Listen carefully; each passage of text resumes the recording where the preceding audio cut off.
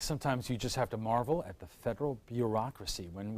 When the old Grove Terrace housing project was torn down, the plan was to replace it with two phases, one for seniors, the other for families.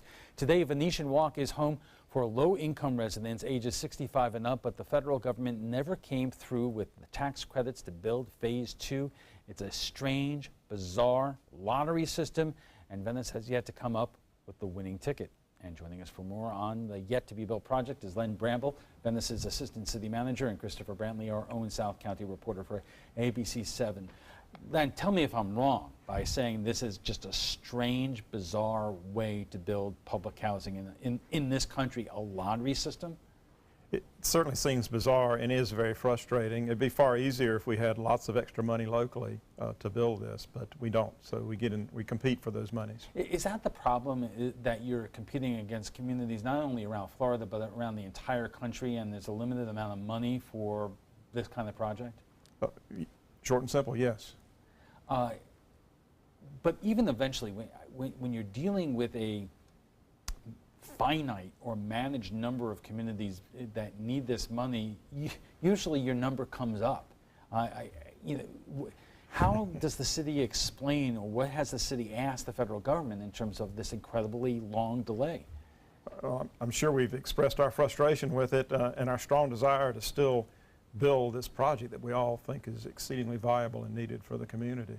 And it's important to point out that every year the city doesn't get their ticket called for the lottery, they lose money. Explain that. So basically they have set aside, the city has set aside money to kick over their portion of this project, and it's kind of a guarantee, a down payment, if you will, onto the project's $11 million. Every year that goes by that they lose this lottery, about $130,000 is kicked back of that money. Why?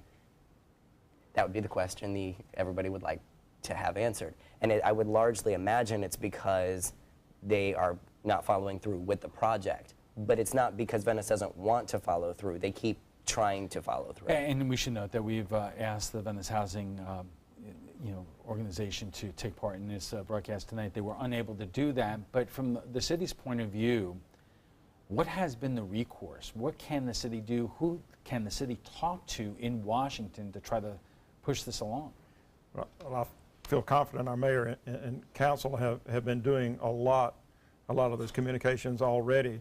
But I think the fact is that these are very competitive monies that our number just has simply not come up in this lottery. Is this, communities, whether you're a city, town, or anything like that, you get a certain amount of money from the federal government. Is this a similar situation to other types of federal monies that the city of Venice often tries to get, that it's a lottery for it?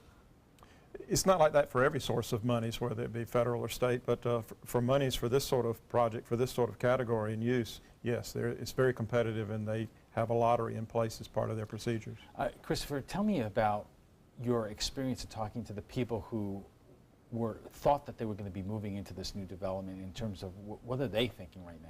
Well, it's interesting because we can go back through our archives to 2005, 2006, and which is part of what we had in the story. People who, when they were told they had to go, were, crushed. It's really hard to find people who are still in our area that lived there before. And the reason that is because when they were asked to go, they were given, some subsidies to go and live elsewhere. But largely the housing that they were supposed to come back to, at least the younger people, wasn't there. And so as I understand, a lot of those people have gone to different communities. Okay, we are just getting started with this conversation, and we will pick it up right after we check the weather. Our discussion of the delay of affordable housing continues in Venice, and let me ask you this. In terms of the current need, what are you seeing in terms of the population that is there and is needing this new kind of affordable housing?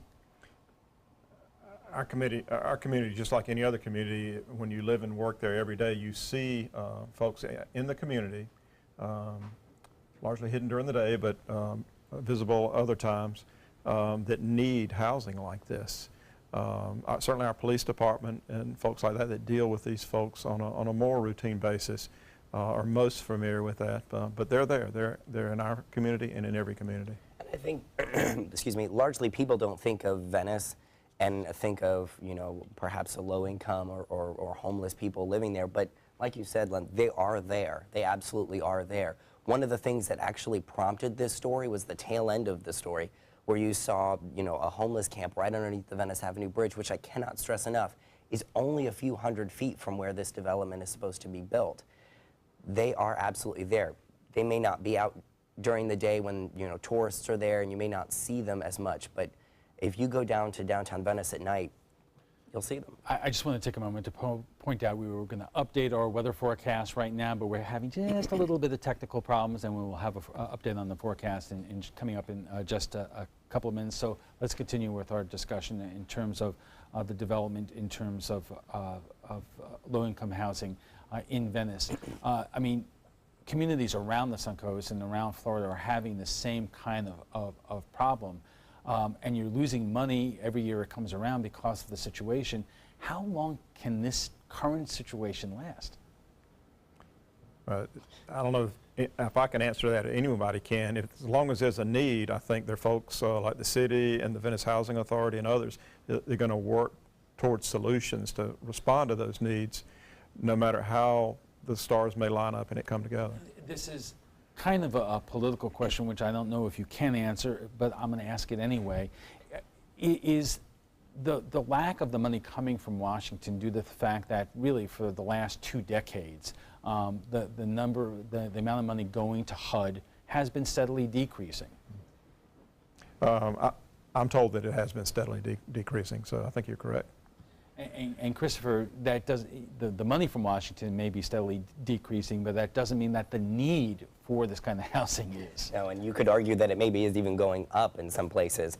And you know, it's interesting that we've talked about the, you know, you said every year that this goes by, we lose money in Venice to go to this project, but the city of Venice just had their budget meetings, in which, and Len, you could maybe talk about this a little bit with a little bit more authority, but the city was actually moving money around to be able to continue making, what is that $600,000 that they need? $550,000, and half of which is in our current fiscal year budget. And I feel confident the mayor and council will be discussing the other half of that $550,000 when they reconvene August 22nd. Because there are 2 options here. Either you wait for the federal money to come, or the city comes up with its own money to go ahead with this project. But I would imagine, that, especially in these budgetary times, that that's a difficult thing to do. It is. Short and simple, it's very difficult to do. There is a lot of competition for all the monies for a variety of services and needs. And we have a lot of different foundations that are wonderful in Venice, but as you said, everybody wants some money for some project somewhere. Okay. We will pick up this discussion right after we take a break. Stay with us. Welcome back. If you're just joining us, we are discussing the need for affordable housing in Venice. 10 years ago, a group of affordable housing units were demolished. The plan was to build 2 replacement projects, one for seniors, one for families. The one for families still has not been built. Our guests tonight are Len Bramble, Venice's Assistant City Manager, and Christopher Brantley, who reports on Venice and South Sarasota County for ABC 7 News.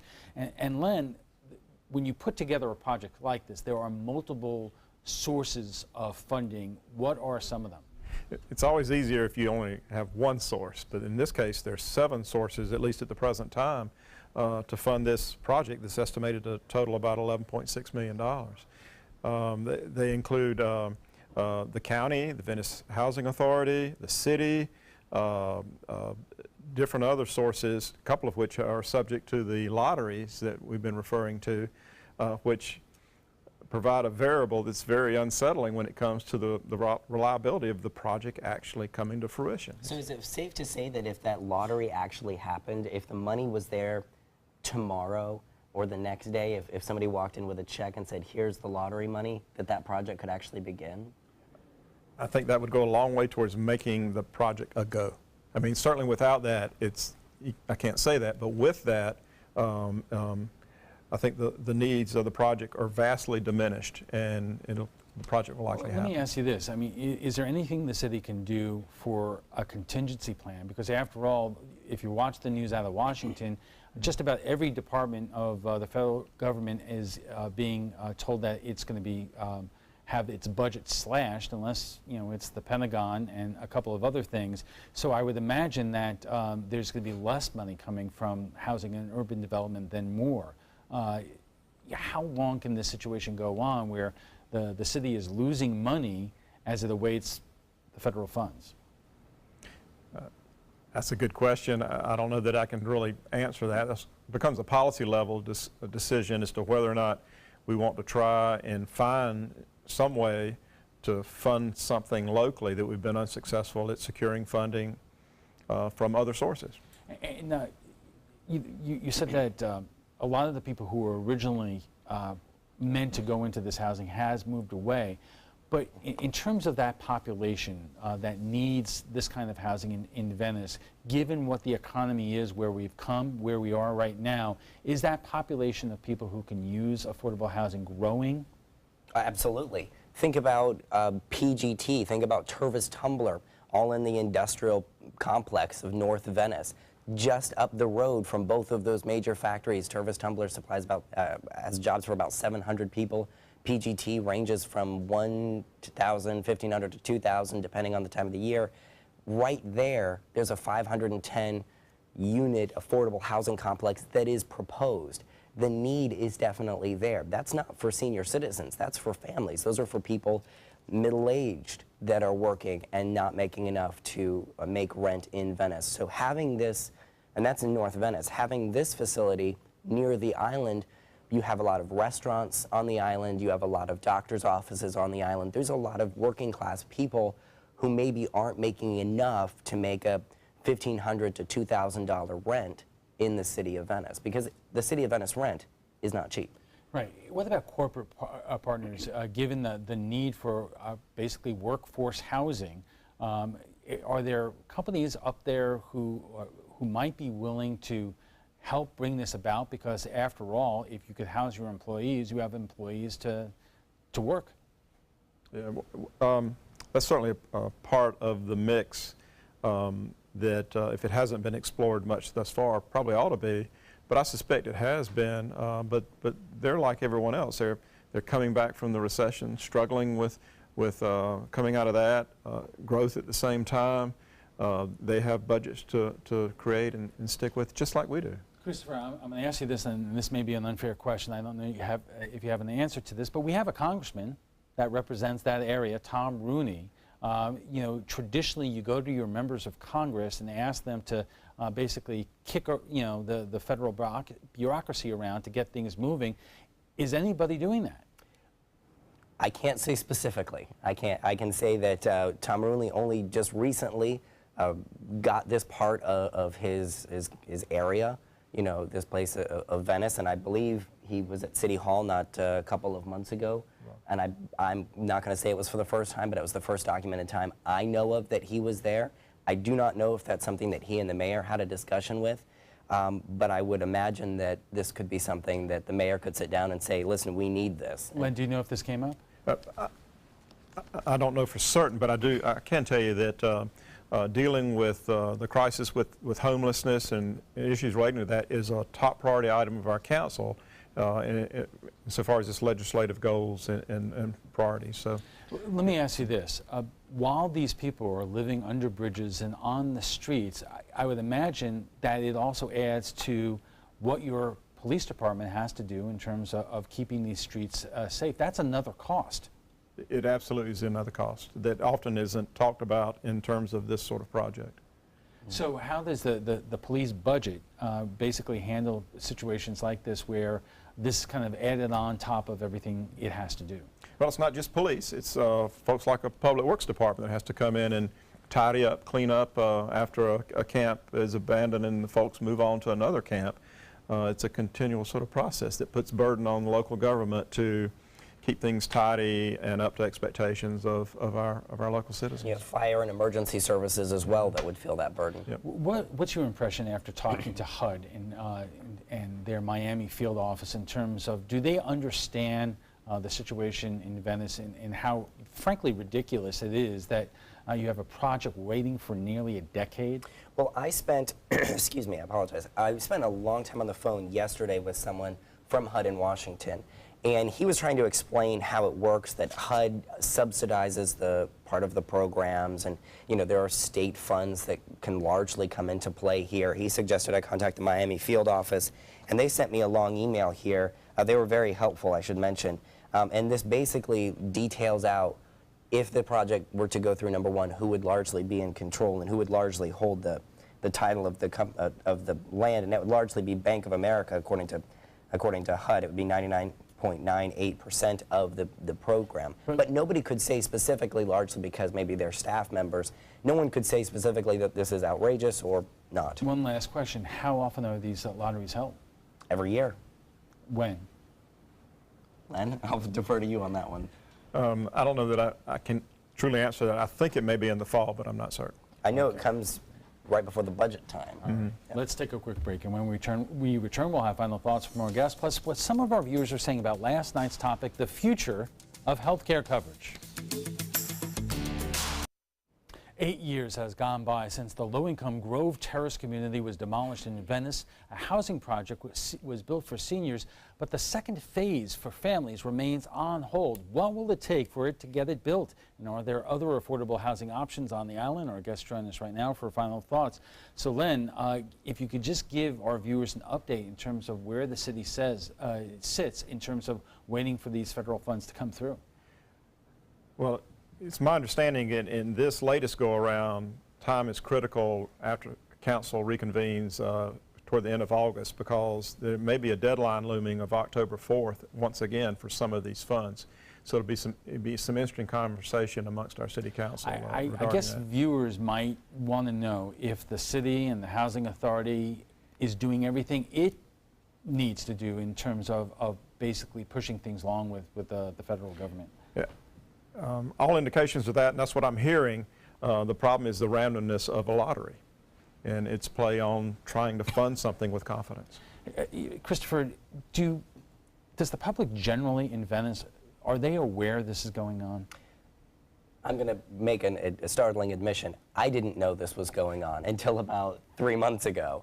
And I cover the area very heavily and talk very often with city council until the budget meeting started coming up and I started seeing this $550,000 I didn't quite recognize. I didn't even know it was going on.